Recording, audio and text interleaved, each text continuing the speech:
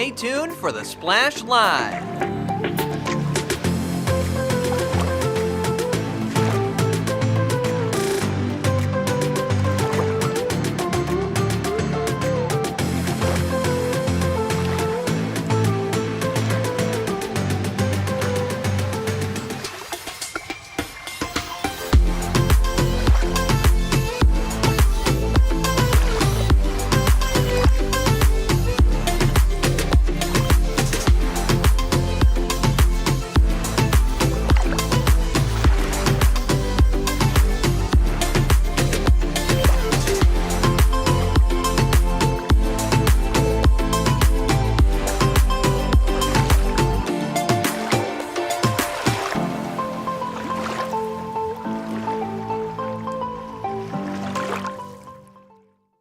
It's time for the Splash Live from Civic Center TV, featuring stories from and about people like you in the Greater West Bloomfield area.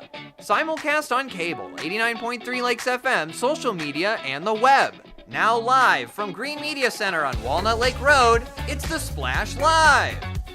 Live, local, social, it's the Splash Live on Civic Center TV and 89.3 Lakes FM. Thank you so much for being here. I'm your host for today, Kevin McIntosh. Starting with our top story of today, the soon-to-be one of the biggest attractions in West Bloomfield. That's Marvin's Marvelous Mechanical Museum was shown massive love and support by local residents at the Zoning Board of Appeals meeting, a staple of the local community for decades at its longtime Farmington Hills location. The future of its move this year to the Orchard Mall was in question as they needed to seek approval from the Zoning Board of Appeals for parts of their operation. They drew massive community support, by the way, including passionate comments from some of Marvin's biggest fans in Greater West Bloomfield.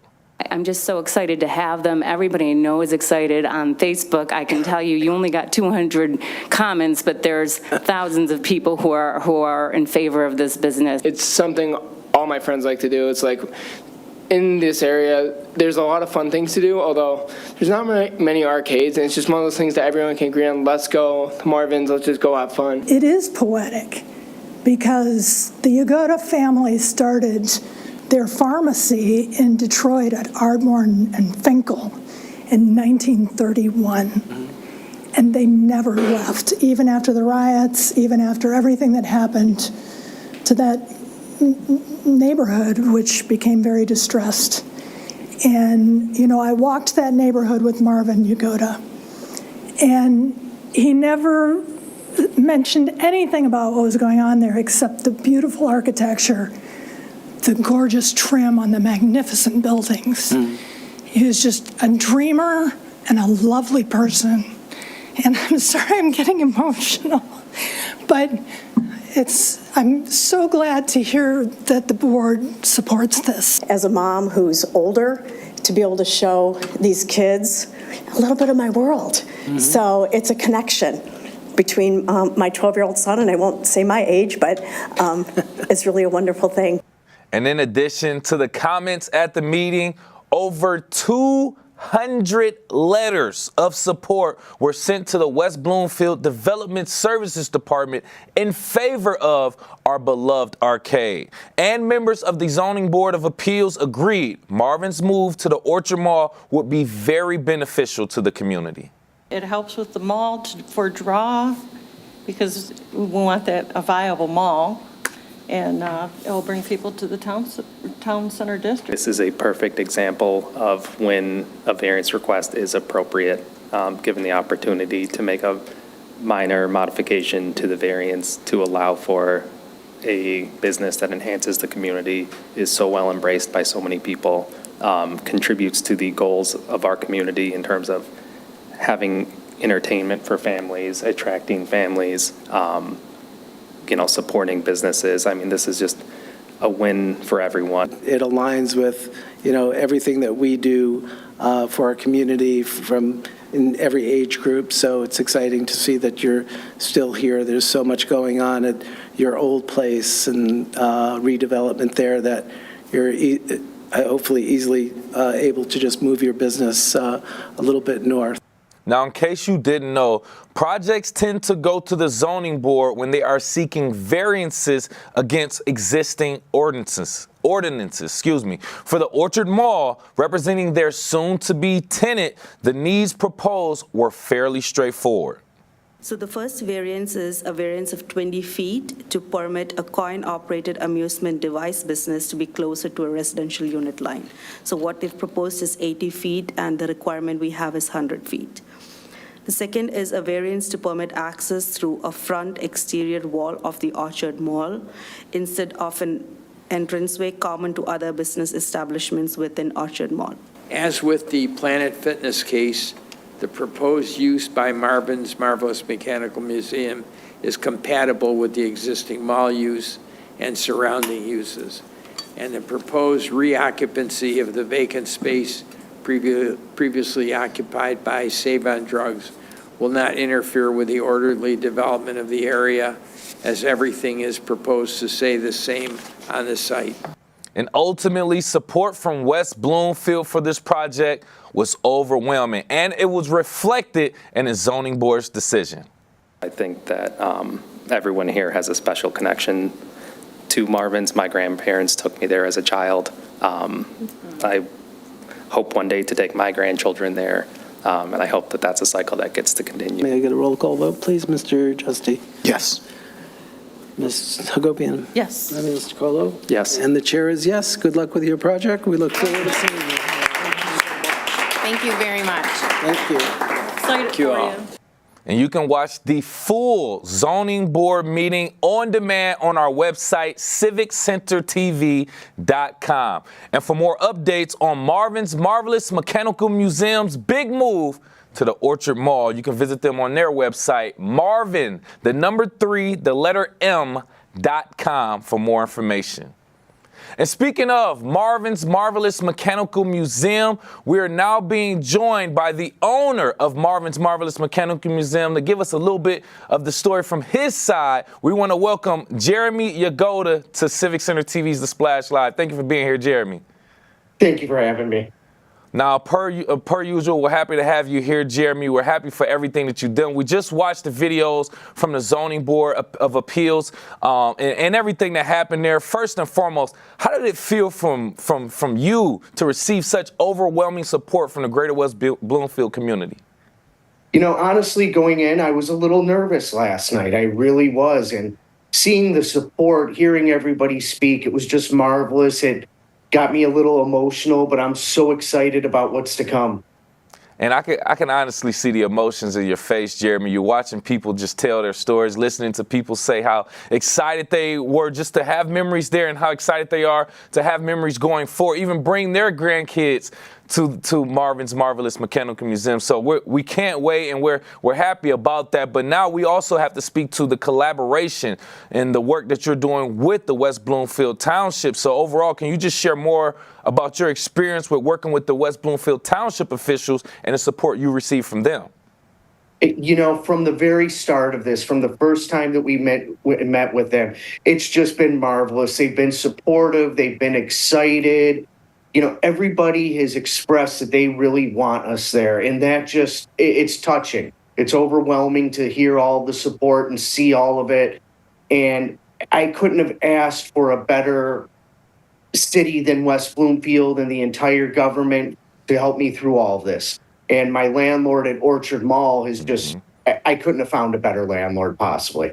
Yes, it's a collaborative effort, and we love to see the support, like we said, not only just from the residents, but also West Bloomfield Township officials. Now, I also want to speak to the level of, like you just kind of spoke on, other businesses and organizations. Have you received any outreaching from other local business owners and organizations, and how have those relationships developed, if so? You know, I mean, I've heard from pretty much everybody who is in Orchard Mall about how excited they are for having us come. Other businesses in the area as well. It's just the support from West Bloomfield is unbelievable. It's exciting to see what we're going to bring, to see how much everybody enjoys the fact that we're coming there and looks forward to coming and visiting us. Yes, now let's get straight to it. I want to talk about that part, but with this right here, live on The Splash, is owner of Marvin's Marvelous Mechanical Museum, Jeremy Yagoda, talking about that big move to West Bloomfield and getting so much love and support from the West Bloomfield community to make that move into Orchard Mall. Now, I want to talk about that. Let's just, you're obviously, we're officially done with our Farmington Hills location, a bittersweet moment, I understand, but now we're making the move to the new chapter. So can you just talk about how the progress on preparing for the new space is coming along with the space that's almost 3 times as big as what you were working with before? Well, it's going to start this week. We're starting moving things out. We're starting with all the big machines on the ground, and then we're going to work our way up from there.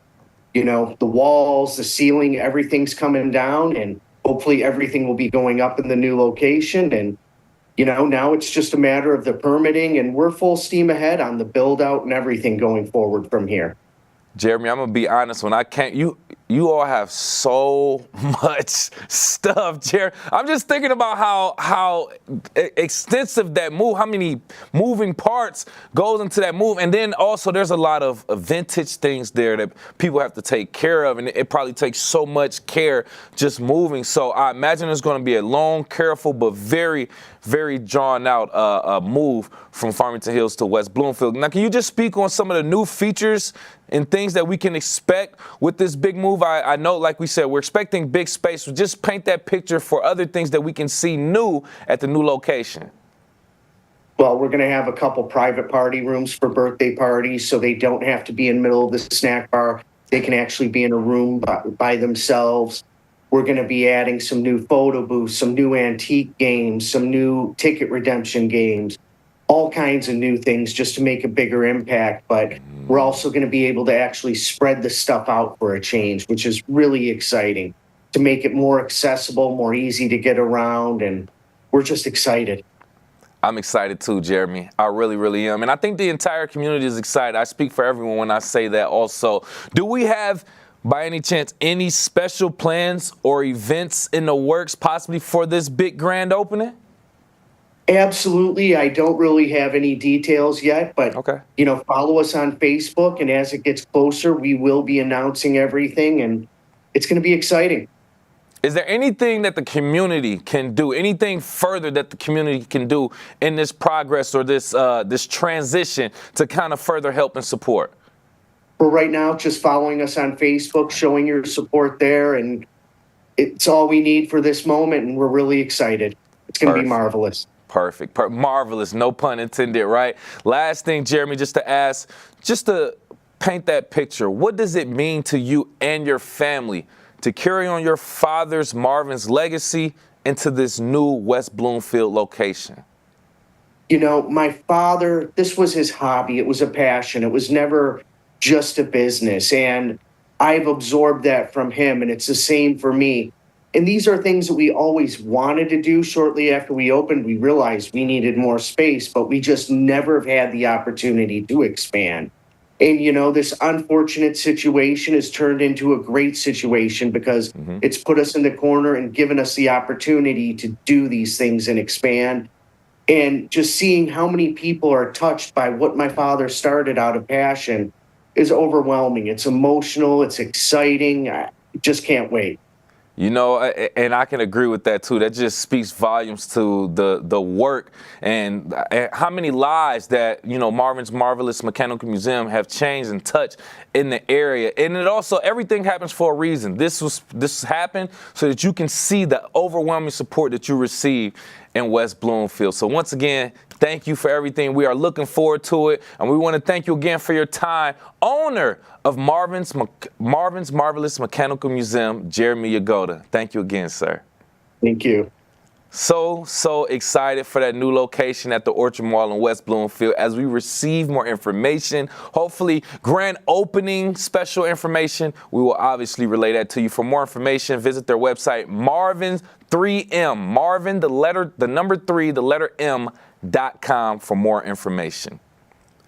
Taste of Kigo 2.0. It's called Restaurant Week. It will be running from January 27th to February 2nd, showcasing local culinary talent and offering some special menus or discounts at participating restaurants. It's a very, very exciting week that we should all be looking forward to right here in the Greater West Bloomfield area. And joining me right here live on The Splash to give out all the deets in regards to Taste of Kigo 2.0, we have from Kigo Harbor Parks and Recreation, Kirsten Sonneville Douglas. Thanks for being here, Kirsten. Evan, and Happy New Year. Happy New Year to you. I want to just overall get the overview. Let's paint that picture for our audience, right? What is Taste of Kigo 2.0? What does that look like overall? Really Restaurant Week, just with a fun branding.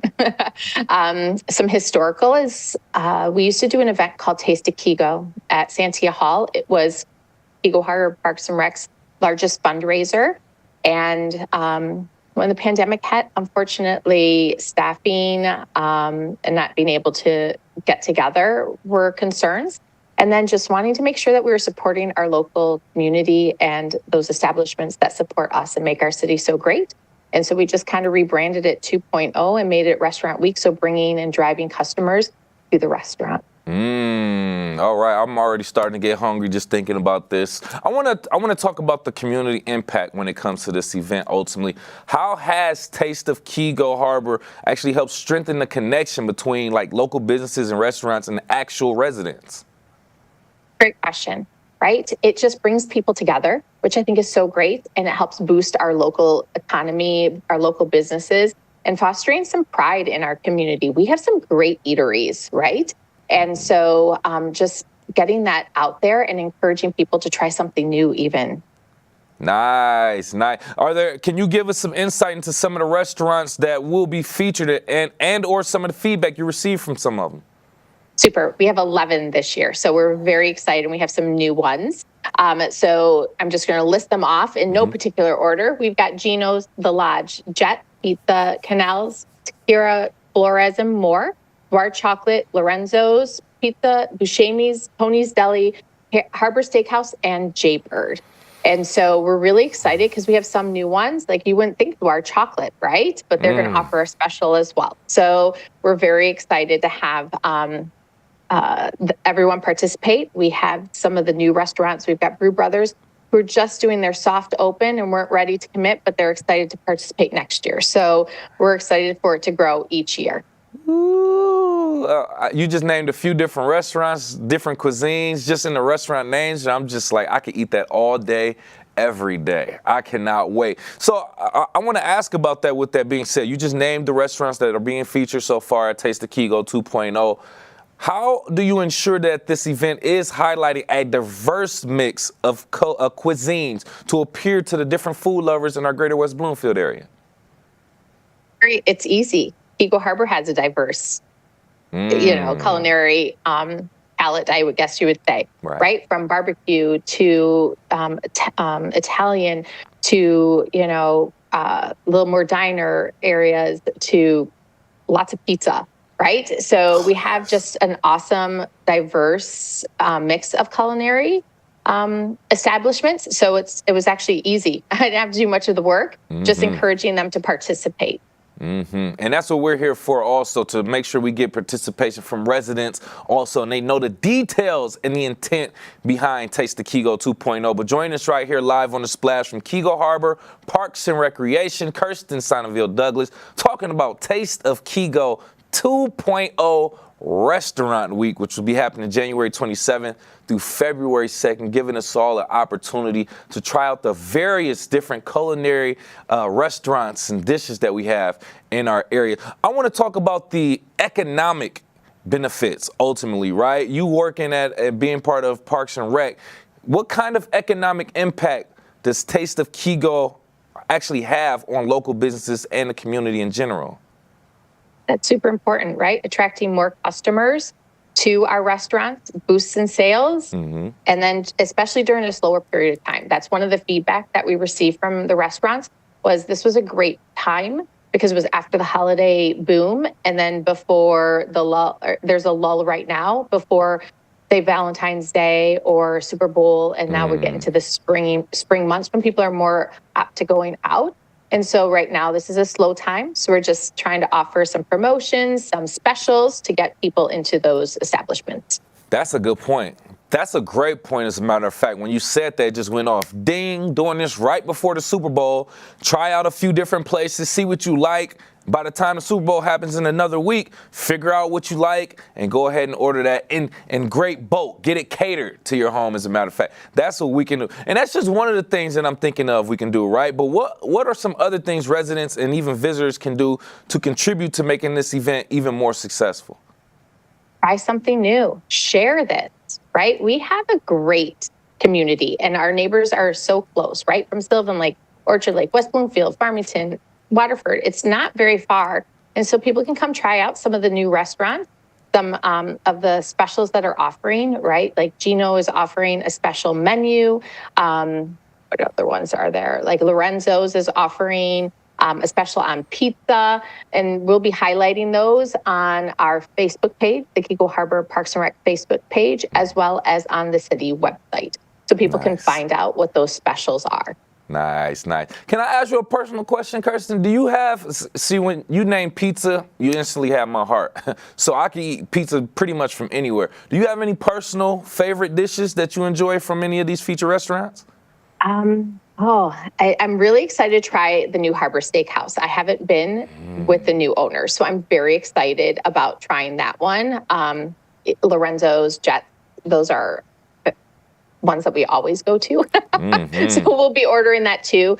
We just tried, Buscemi's, my family just tried that a couple of weeks ago after an event. And so it was just nice to kind of check it out. We haven't tried the Taqueria, sorry, okay. I'm saying it wrong, Flores and more. I haven't tried that. So we're looking forward to trying that. So it's just kind of fun to try some new things. It gets us out and about too. Nice, nice. I can't wait. I do want to ask one more thing real quick, and join us right here live on the Splash from Kego Harbor Parks and Recreation, Kirsten Sonneville Douglas, talking about Taste of Kego 2.0 Restaurant Week, January 27th through February 2nd. Now, I want to ask about maybe the future. I mean, this has been going on for a while. What about evolving it and expanding it? Are there any plans for that? What does that look like, if so? Stay tuned. Right, to be continued, right? We're always hoping more restaurants will participate. We have, extra spaces in Kego, so we never know what's going to come. Like I said, we did have Brew Brothers that just opened where Mary Donnelly's was, and so they do want to participate next year. So I know that we have more restaurants that are willing and will be joining us, but stay tuned. Perfecto. Just want to give you this last opportunity, Kirsten. Who, what, where, when, why, the details of Taste of Kego 2.0 to our audience again. Taste of Kego 2.0, the end of January 27th through February 2nd, happening in Kego Harbor restaurants. Share with your friends. Tell a neighbor. Tag us in a post. The more that we can support our community, the greater the connection is. That's right. And we'll be here to also continuously spread that word. Thank you again, once again, from Kego Harbor Parks and Recreation, Kirsten Sonneville Douglas. We appreciate your time. Thank you.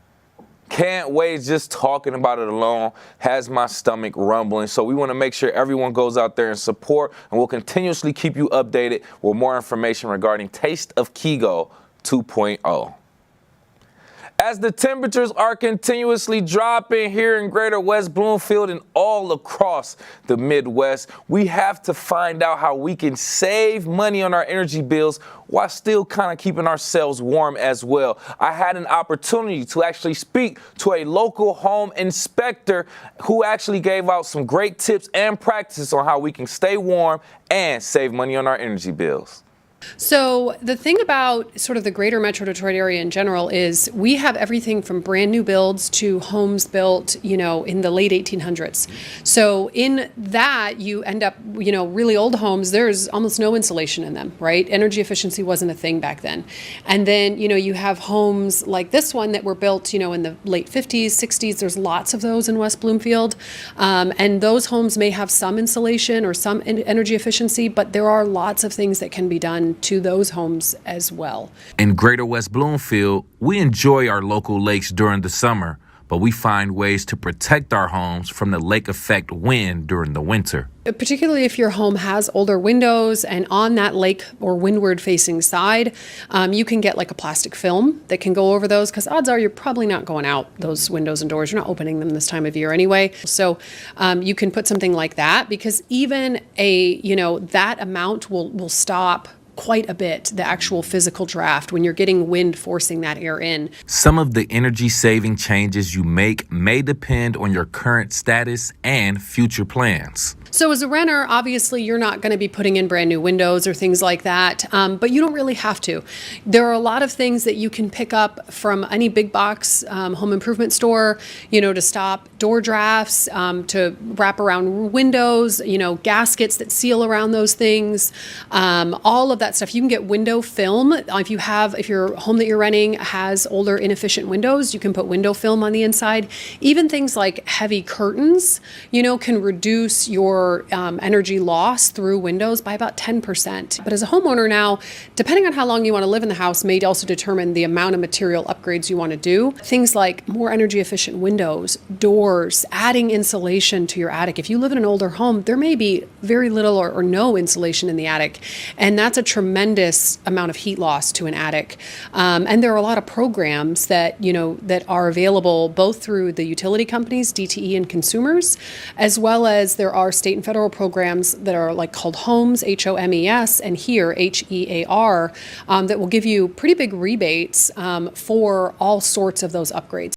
I want to thank Jessica Lawden for inviting me in her home and allowing us to learn so much about how we can save money on our utility bills while also staying comfortable inside during these very, very harsh winters. You can rewatch that entire interview on our website, civiccentertv.com.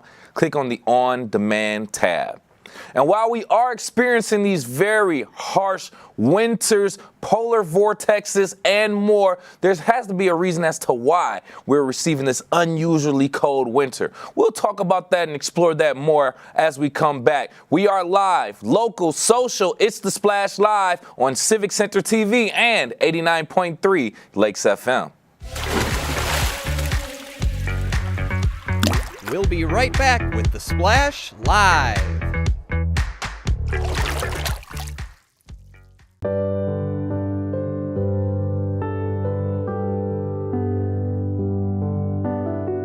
What people are watching in Orchard Lake, Civic Center TV, and 89.3 Lakes FM. Wondering what to say to someone who's been sexually assaulted or abused? I believe you. I'm so sorry this happened. It's not your fault.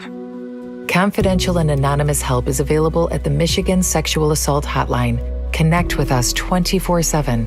Call 855-VOICES-4 or text 1-866-238-1454 for help. Learn more at michigan.gov/voices4. Hi, I'm Chris Fry, Park Superintendent, West Bloomfield Parks. Congratulations, Civic Center TV, on 1 million views on YouTube. Thank you for all you do in the community, and thank you for having me on The Splash throughout the season to talk about activities out in the parks. Chris Fry, proud to be 1 in a million. Find local municipal meetings at our program schedule on civiccentertv.com. Find when your meetings air live or when they're replaying on our Civic Center TV live stream. Find it all at civiccentertv.com and click schedule at the top of the screen.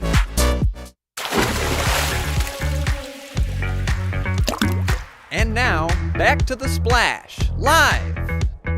Live, local, social, it's The Splash Live on Civic Center TV and 89.3 Lakes FM. Thank you for being here. I'm your host, Kevin McIntosh. Why is it so cold outside? Did someone leave a fan on? I don't know, but there has to be a reason as to why we are experiencing these very cold temperatures this winter season. So joining me live on The Splash with some explaining for us from a professional standpoint from the warning and coordination meteorologist from the National Weather Service of Metro Detroit, Jacqueline Anderson, joining us. Thank you so much for being here, Jacqueline. Thank you for having me. Thank you for being here first and foremost. So on and off crazy weather, winter storms, icy temperatures below freezing. We get it all here in Michigan first and foremost, but the winters can be a little bit harsh and a little bit moderate at times. So I just want to immediately go into some steps that we can take as West Bloomfield residents to prepare for severe cold weather that we experience or the snow. Yeah, so there's a few things that you can do to prepare. Always make sure you have dressing in warm layers, especially if you're going to be spending time outside. If you have travel plans, make sure you have emergency supplies in your car. And just make sure that you're taking those precautions and always check the forecast before you leave, because you never know just how cold it might get that day or how much snow that we're expecting on a given day. So making sure that you're staying up to date with the forecast so you can prepare ahead of time is really important. Very, very correct, especially with us getting piled up snow. You never know if your car is actually built for it until you're in that situation. So check your tires, emergency kits with flashlights, blankets, maybe heating pads, warmers, things of that, batteries and flashlights. Try to ensure that you're keeping all of these things in mind for your car and things for your home and other places that you can potentially be trapped in during these weathers. So with you representing the National Weather Service, Jacqueline, how does your organization, National Weather Service, ensure that we are all receiving timely communication from possible severe cold weathers in our area? Yeah, so when we're expecting extreme cold, we will issue certain products ahead of time. So if we're expecting wind chills to reach 15 degrees below zero, that's our threshold for issuing a cold weather advisory. And that actually applies to either air temperature or the wind chill. So if it's a light day where it's cold and there's not a lot of wind, but the temperature is bitterly cold, we can still issue these cold weather advisories. But more oftentimes than not, we're going to be dealing with the wind chill and the combination of the cold temperatures and the wind on top of it. And if we were to, it's pretty rare here in Southeast Michigan, but if we were to run into a day where the wind chill temperatures fall to 25 below zero or colder, that would trigger what we call an extreme cold warning. Ooh. So we do have a few different products that we issue for the extreme cold to provide that tap on the shoulder and that heads up that cold weather's coming your way. Oh my goodness, just talking about temperatures and wind chills like that is making me cold. But okay, so that kind of makes me think about one thing is crazy that people even play football in that type of weather. That's a whole nother subject. But I want to kind of ask you, this is a random question that went in my mind when you were talking about that. Some of the warnings when we are expecting this crazy below zero temperatures and wind chills. Are we expecting to hear like some of those sirens? Does the National Weather Service that you represent from Detroit, Pontiac, do you all like signal those alerts that we usually hear in case of those natural disasters? Yeah, so any of those watches, warnings, advisories that pertain to the weather, those are directly coming from us here at the Weather Service, and then they're disseminated out through all these different means of communication to make sure that people have multiple ways to get that information. Okay, good. And then we also do our part here at Civic Center TV also to make sure we're giving out the tools and the tips and information for our local residents. Thank you again for that. Joining us right here live on the Splash, warning coordination meteorologist for the National Weather Service, Detroit, Pontiac, Jacqueline Anderson, giving us some nice tips on preparing for these harsh winters. And also, I want to dive into maybe even the cause of some of these winters. I know we hear a little bit about climate control and climate change. I did get some information from an article from the Associated Press. One thing that said the U.S. witnessed 27 weather-related disasters in 2024, each causing over $1 billion in damage. I believe most of us are familiar with the hurricanes in Florida being some of the most devastating.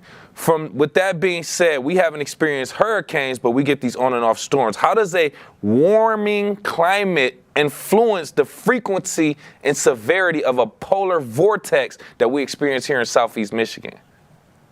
Yeah, it's tough when you hear about the warming climate, but yet we're dealing with the cold aspect of it right now. And with climate change, the big thing is that these extreme events, whether it's heat waves, extreme cold, wildfires, whether it's the hurricane seasons, a lot of the, we look at that from a large perspective, and when it comes to climate change, these high impact events are becoming more frequent, and that's what we're really looking at when we're trying to kind of see, how is climate change maybe impacting these cold snaps that we're seeing? Are we seeing them more frequently? Are we seeing heat waves more frequently? So that's the frequency of these more extreme events are definitely kind of tied back to that climate change aspect. Okay. And I'm glad you kind of brought that up. I mean, if we are able to dive into that a little bit more, some more things that I found from that Associated Press article. Earth experienced its hottest year ever in 2024 on record, surpassing the 1.5 degrees Celsius warming threshold. That's 2.7 degrees Fahrenheit. This is signaling urgent climate change impacts as well. How is climate change impacting, and just go into details, the patterns and the seasonal variations that we are experiencing in Greater West Bloomfield? Yeah, so a lot of the seasonal variations that we see, especially in the wintertime, are tied to these large-scale global circulations that are happening across the globe. And so right now we have seen the La Nina start to emerge, but it is a weaker La Nina, which means the weather patterns that we're seeing aren't necessarily staying locked in place, but we're seeing these undulations within the jet stream, these colder surges of air coming down. Then we start to moderate a little bit, and we get a little bit warmer, and then we get this additional surge of colder air. So this winter, the weaker La Nina that's moved into place, we're seeing a lot more kind of fluctuation between the really cold temperatures and then the mild temperatures. So it's all tied into the global circulation that's impacting really everyone across the globe. Yeah, I thought it was me. I was looking at the weather ahead, and we had like a week of temperatures below freezing. Now we're getting a week of temperatures maybe at or above freezing slightly. Now we're getting on and off snow, and then the snow melts. The snow barely even stays nowadays. It's just so much to dive into, but it's also interesting to see how it all ties to what we're all seeing across the entire nation and world, to be honest. And we appreciate your information and for being here. Before we let you go, any steps that our local Greater West Bloomfield community can take, the residents, to mitigate the impacts of some of these extreme weather events caused by climate change? Yeah, I'd say your best course of action is to not only be aware of what the weather is coming ahead in the upcoming days, but have preparedness plans in place. Have these discussions with your family, your friends, at work, whether it entails discussions about winter weather or severe weather when we get into the convective season. Make sure you're just having those conversations. Have a preparedness plan and be prepared ahead of time. Please do. Be proactive instead of reactive, I should say.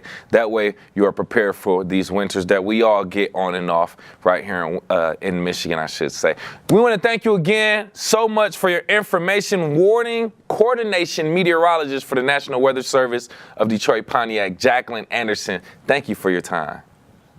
Thank you for having me. Very interesting to learn some of the global natural disasters and how they tie into our weather that we receive right here in the Greater West Bloomfield areas. Thank you again, Jacqueline Anderson, for that important information. We will continuously talk about the weather, how it affects us, and our daily lives as we continue on the program. Right now, we are live, local, social. It's The Splash Live on Civic Center TV and 89.3 Lakes FM. We'll be right back with The Splash Live. Good nutrition can help make sure you have enough iron, calcium, and vitamin C in your body, which can make it harder for lead to enter your bloodstream. Help protect your family from the harmful effects of lead. Last week, Brandon met a girl on a dating app. One day after work, he finally found the courage to ask her out. No answer. He started to panic. Was he being too pushy? Maybe it was too... Hey, sorry I didn't respond. I was driving. I would love to go on a date. How does tonight sound? Brandon tried to play it cool, but inside he knew. A girl so smart, so responsible. She must be a keeper. I'm Gina Gregory, president of the Greater West Bloomfield Historical Society. I'm excited that Civic Center TV has reached 1 million views on YouTube. Congratulations. That's just terrific. We appreciate everything Civic Center does for the Greater West Bloomfield Historical Society and the community. For us, they promote and highlight our events. It's awesome to have them available 24/7 on YouTube. I'm Gina Gregory and proud to be one in a million.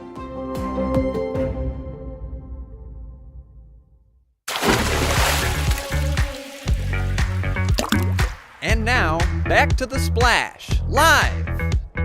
Live, local, social. It's The Splash Live on Civic Center TV and 89.3 Lakes FM. Thank you so much for joining us. I'm your host, Kevin McIntosh. The 2025 Chamber Board Installation Breakfast is scheduled for January 24th. It's an event that showcases the Chamber's commitment to fostering economic growth and economic growth and building strong connections amongst West Bloomfield businesses and residents. Joining me live on The Splash to talk more about this installation breakfast and the overall Chamber of Commerce, we have Executive Director of the Greater West Bloomfield Chamber of Commerce, Suzanne Levine. Thank you for being here, Suzanne. Good morning, and thank you for having me once again. We always appreciate your time. We know it's extremely valuable, so I want to get straight to it, essentially. Asking a little bit from your position about the West Bloomfield Chamber of Commerce. What is your vision for the Chamber for 2025? Well, the vision is pretty constant in the sense that we are the voice of business. So really trying to make sure that our businesses that are here and the ones that want to become part of West Bloomfield, that not only that do they survive, but they thrive. And what is the best way to make sure that they are connected to the community and other businesses that can perhaps, help support them? And that's good to hear. That's good to hear. With you being in the position that you are in, it's great that you have that vision. So now you just got to, essentially execute the plan to make that happen. Now, with the new installation of board members, how do you feel like they align with your new vision?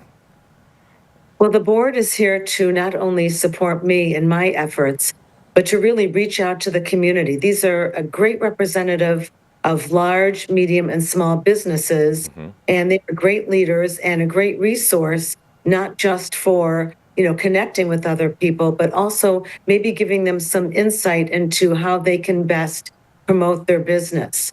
So the board is really great. We've tried to have kind of a eclectic different businesses, from Henry Ford West Bloomfield Hospital, which of course is the largest employer of people in our area, to small little businesses like Linda Charter, who is part of Melaleuca.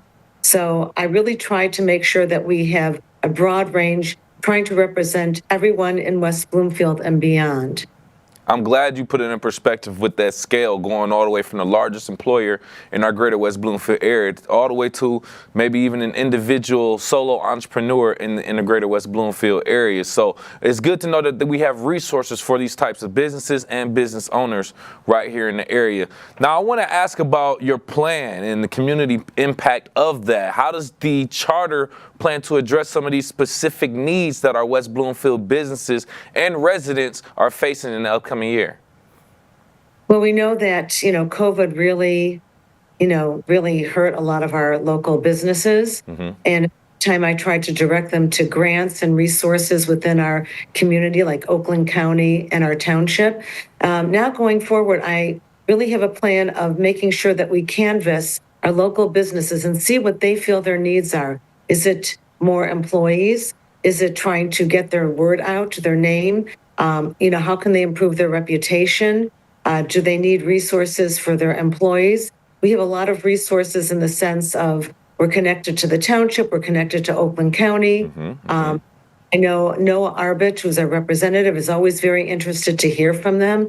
So it's really important that they come to me, and I'm going to actually go out to them and, kind of do like a survey and see what their needs are and hopefully figure out a way to address them in a satisfactory manner.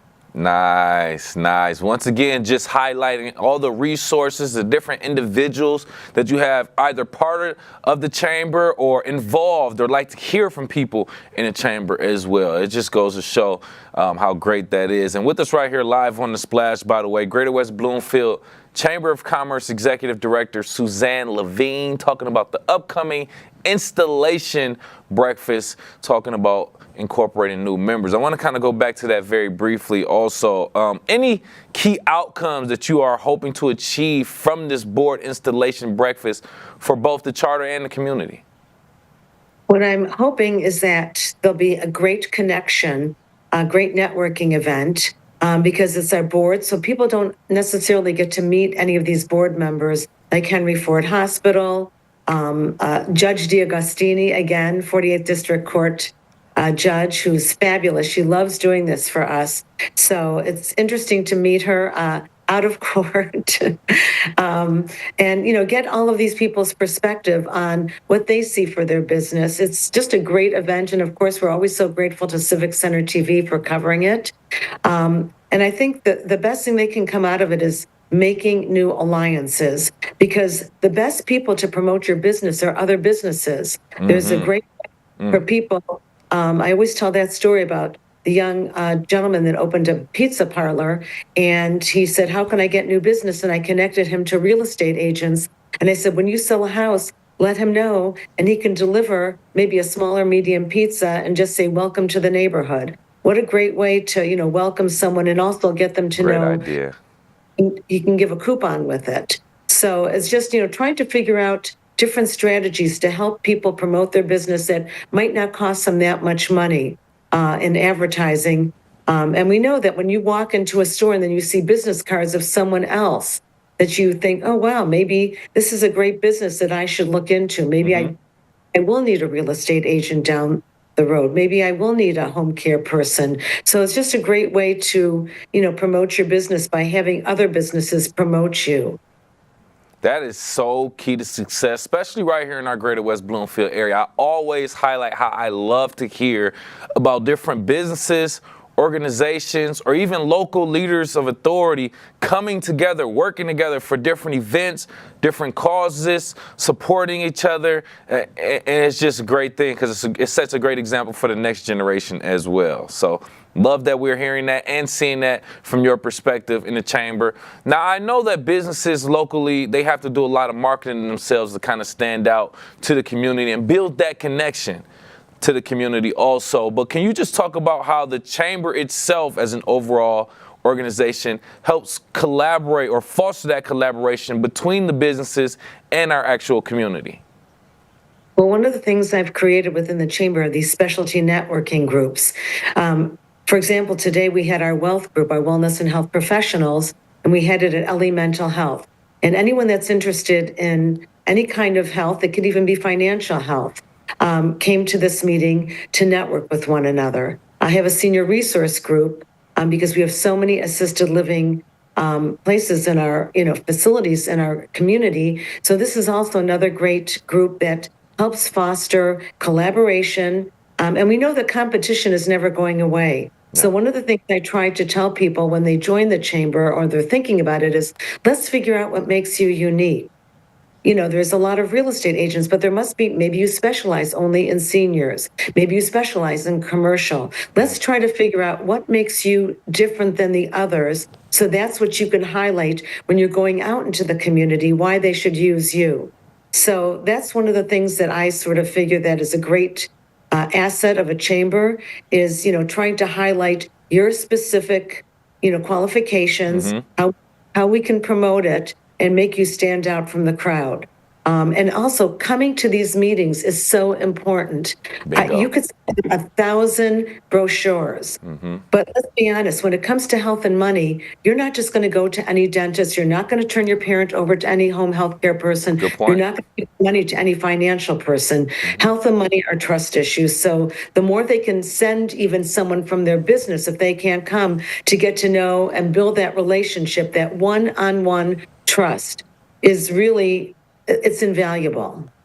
That was a solid point right there. You're not just gonna look in the, I'm gonna be so old school, yellow pages and just look for a doctor. I was so old school with that, or a dentist or whatever, or even a personal banking. You're gonna do research. You're gonna look for recommendations. You're gonna go by word of mouth. Experience is that type of thing. Health and finances. That's a great point, Suzanne. Glad you brought that up. With us right here live on The Splash, Greater West Bloomfield Chamber of Commerce Executive Director Suzanne Levine, talking about the upcoming Chamber Board Installation Breakfast, which will be January 24th, and also just talking about how the Chamber helps local businesses and provides resources in general. I want to kind of ask a little bit more about the Chamber and its resources and how it helps businesses, specifically with some of the business trends. Now, we were talking about how businesses adjust to the winter and the different seasons. You know, maybe you're selling a certain product for the winter and then you adjust for the summer. But what about economic trends? How does the Chamber help address some of these changing, not only economic trends, but the challenges also that they may face in the area? Well, I know that we have tremendous resources. For example, the Small Business Administration is in constant contact with us, and I always try to send out information about they are willing to meet with the businesses one-on-one. They have training sessions for them. So does Oakland Thrive. You know, trying to figure out, you know, and I'm always trying to read about different trends, and I go to these meetings. There's a Michigan Chamber of Commerce that, you know, is basically the entire area. So, you know, trying to connect people with different experts. And I do a lot of collaboration with other chambers. I'm not, you know, worried that someone's going to like another chamber more than ours. It may be a better fit for them. Just think that the more that you can offer resources to your business partners, your community, it helps the community thrive. And I know, you know, AI is a big thing. Yes. I know people are concerned, is it going to be a negative or positive impact? It is going to be disruptive no matter how you try to control it, if you can control it. My older son is very much involved in San Francisco and AI, and I talk to him about it a lot. So trying to figure out how we can harness that for the good of your business. So, you know, trying to figure out the trends. Yeah, it's an interesting thing. I know the experts sometimes are kind of in dispute about how that's going to work, you know, especially with the new administration coming in. Part of it is we have to see how that will work. But I know people are hopeful that the economy will, you know, be great this year. So that's what, you know, I'm an optimist. So there you go. I'm trying to look at that, you know, whoever's in power, it really wants to help our communities. So I'm going to continue to offer whatever classes, resources I can, you know, to see what these economic trends are. And I do believe that no matter how much, you know, people rely on Amazon, I do believe that the brick and mortar stores will survive because to me, and I'm old school, I still like to go into a store and try something out or feel the fact or talk to a real person. So, and that's another thing that we need to make sure that your employees are the front line. If you have the greatest product, but you have an employee that is negative, and that's their first interaction, a person may never come back and never even tell the store why they're not coming back, or a restaurant. So that's, you know, really important to, you know, make sure that if someone is having a bad day, don't impose it on someone else. I mean, you know, we all have bad days. We all don't feel well or have issues. But to me, you know, you got to put on your game face. You have to, you know, show the world that if you want to make money, that you have to, you know, kind of play this game and, you know, be in a consumer-oriented world. Correct. Everybody service, and that's what a brick and mortar store offers: customer service that you cannot get from an Amazon. Good you know, point. With some of these, you know, other when you order online. So. Yeah. And you said that for both ends of the spectrum, for the business owner, the aspiring business owner, and also for the consumer. We need to take more value in these brick and mortars. The convenience Yes, it's convenient. There's a price for all things that are convenient, so consider that. So support our local businesses, local brick and mortars who are giving jobs to local residents as well. Suzanne, we want to thank you again so much for your time. I know we're running out of time, but so much to talk about. I'm pretty sure we'll get you on again. And we want to thank you from the Greater West Bloomfield Chamber of Commerce Executive Director, Suzanne Levine. Thank you again, Kevin, for a great interview and for all that Civic Center TV does for us, our community. And we greatly appreciate that. Once again, the installation breakfast with the West Bloomfield Chamber of Commerce will continuously keep you updated with that news as it is happening January 24th here in Greater West Bloomfield. A local business is celebrating 2 years of service right here in West Bloomfield. That's the West Bloomfield Goldfish Swim School. And joining me right here live on The Splash to talk about this very special milestone, we have Pool Operations Manager from Goldfish Swim School, West Bloomfield, Kate Mahaffey. Thank you for being here, Kate.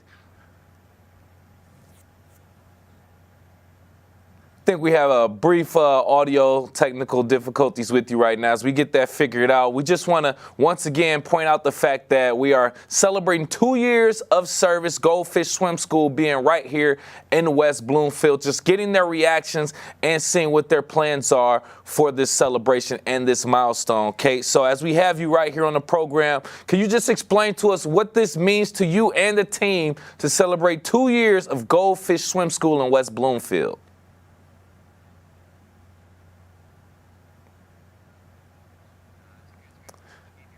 It's okay. I think we're having just some slight technical difficulties with Kate's audio. But once again, we are ultimately here just talking about how Goldfish Swim School has spent 2 years of service right here in our Greater West Bloomfield community. Another milestone for another local business as they continue to receive support and love from residents and local patrons just like yourself. So we want to congratulate Goldfish Swim School of West Bloomfield. We'll continuously keep you updated with Goldfish Swim School as they continuously celebrate their milestone, celebrating 2 years. And as our producers just let us know, we are getting things straightened out with Kate right now so she can give us her reaction to celebrating 2 years. Pool Operations Manager Kate Mahaffey, thank you again for being here.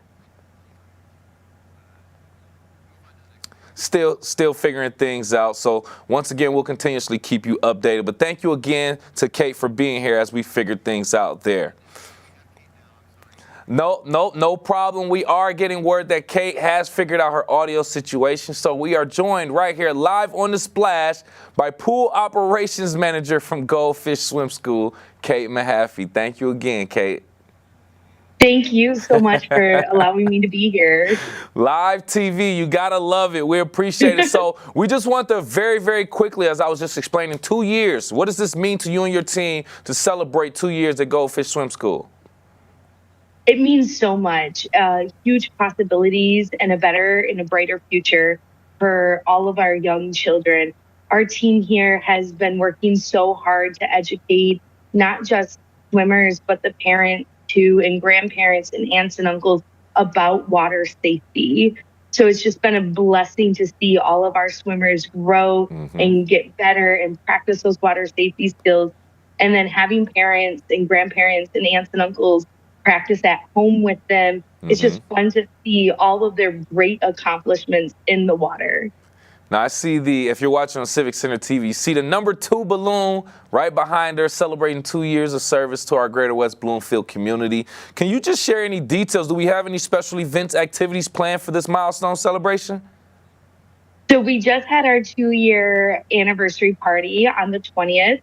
It was a blast to see all of our members come in, and even we got some new people walking in the door that's heard of us, but never even thought about taking swim lessons. They were swimming. It was so much fun. As you can see right there, we had a blast, and we had tons of lifeguards, and our swim instructors were in the water playing with the kids. It was just a blast to see that happening. That seems so much fun. And as we can obviously see if you're watching on CivicCenterTV.com, we have a lot of people, a lot of residents from the Greater West Bloomfield that went out there to support them and help celebrate 2 years in West Bloomfield. So, like I said, we wanted to just speak on how the community support has been and how it's been going on, how it has helped you all be here for 2 years. Just speaking on the school's perspective, though, what are some of the biggest accomplishments or even milestones that Goldfish has had since opening?